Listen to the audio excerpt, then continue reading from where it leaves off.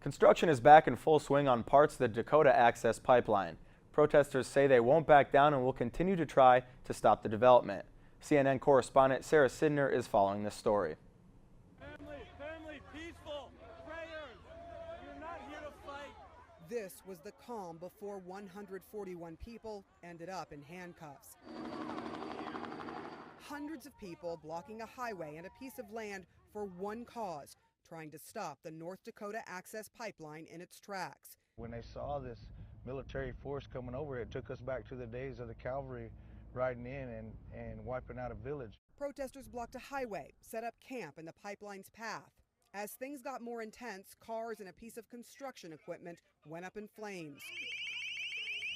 Probably a large number of them, maybe even the majority of them, were being peaceful. However, there's a group within that mix that are not peaceful. When you're throwing Molotov cocktails at law enforcement officers, you produce a handgun and fire 3 rounds at law enforcement officers, nobody would just describe that situation as peaceful. And police moved in, using pepper spray, beanbag rounds, and ear-splitting sirens to push protesters off this particular strip of land.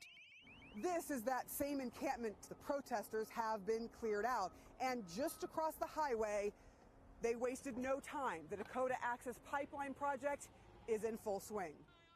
The protesters, including members of the Standing Rock Sioux tribe, denounced violence, saying they are only trying to protect their way of life, their sacred sites, and their water, worried about the potential of pipeline ruptures that could poison their water supply.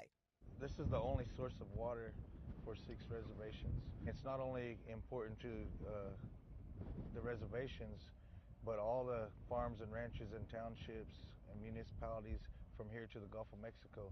But their attempts to stop the project have failed so far, and police say they are just following the law. So the dispute is clearly over the pipeline. This land right here, is this considered, from the opinion of law enforcement, private property here in the North Camp? Yes, the land behind us here is private property. As far as... So not the tribe's property? Absolutely correct. It's private property behind us. As far as North Dakota law and Indian law says, we're north of the reservation where we're at right now. The tribe says a 19th century treaty disputes that, and they say the land was stolen from them.